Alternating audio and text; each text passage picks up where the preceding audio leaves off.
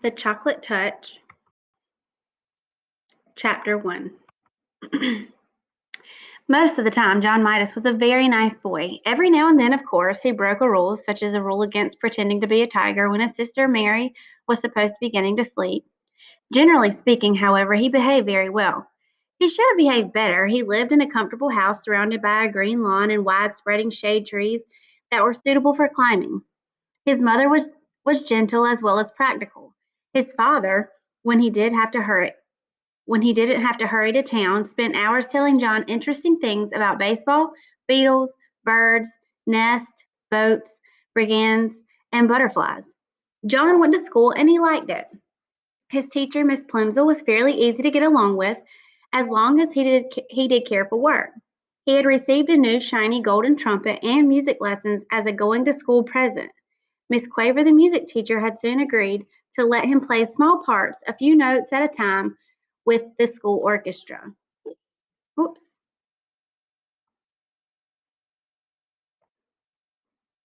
Finally, there was Susan Buttercup, who was in his class. Susan had soft yellow curls, round pink cheeks, blue eyes, and one of the best collections of marbles in the neighborhood. John should have been completely well behaved, but he wasn't. He had one bad fault.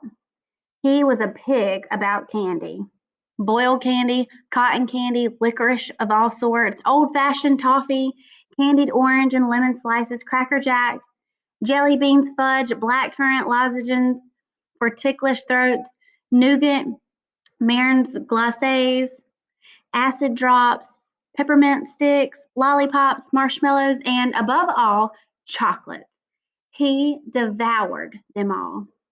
While other boys and girls spent their money on model airplanes, magazines, skipping rope, pet lizards, John studied the candy counter.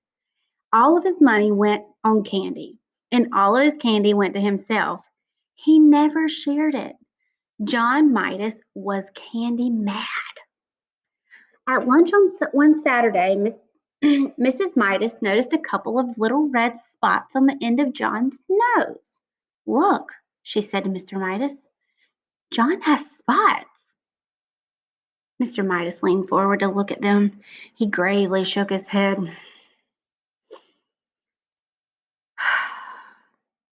And clicked his tongue. John tried to look too, but it was very difficult to see the end of your own nose without a mirror. Unless you happen to be an elephant with one of those long ends of his nose, first with one eye and then with the other, and then with both together. All he could see was a pink blur. Besides, trying to look at something so close made his eyes ache. I can't see any spots, Mother, John said. Well, I can, Mr. Midas said.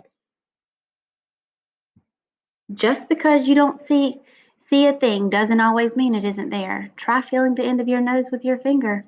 John rubbed his finger over the tip of his nose and he felt a bit rough. It may be measles, Mrs. Midas said anxiously. She placed her hand on John's forehead to feel whether he was warmer than usual. But I don't think he has a temperature, she decided.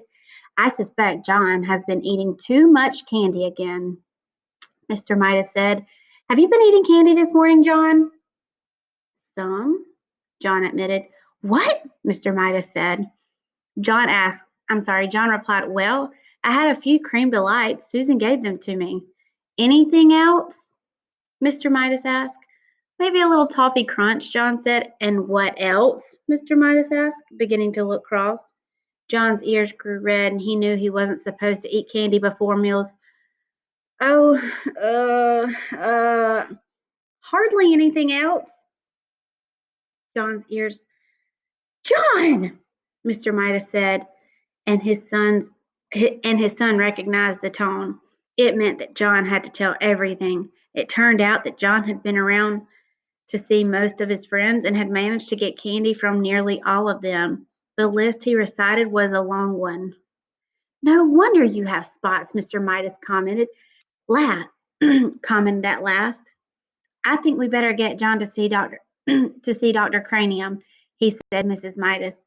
Dr. Cranium was a tall, thin man with a bald head, and he had gray mustache, and he looked through his glasses at John and said, He eats a lot of candy, Mr. Midas said.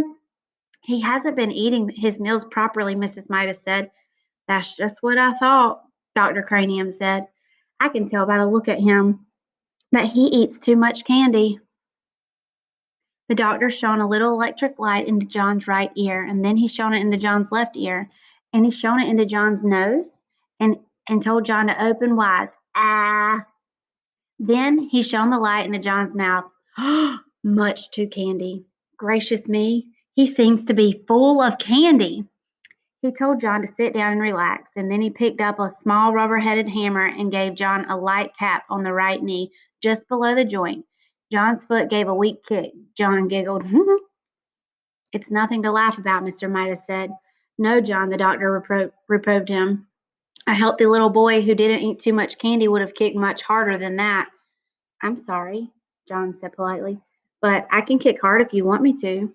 He gave a sudden high kick, which knocked the hammer out of Dr. Cranium's hand, and it landed on its rubber head and bounced across the room.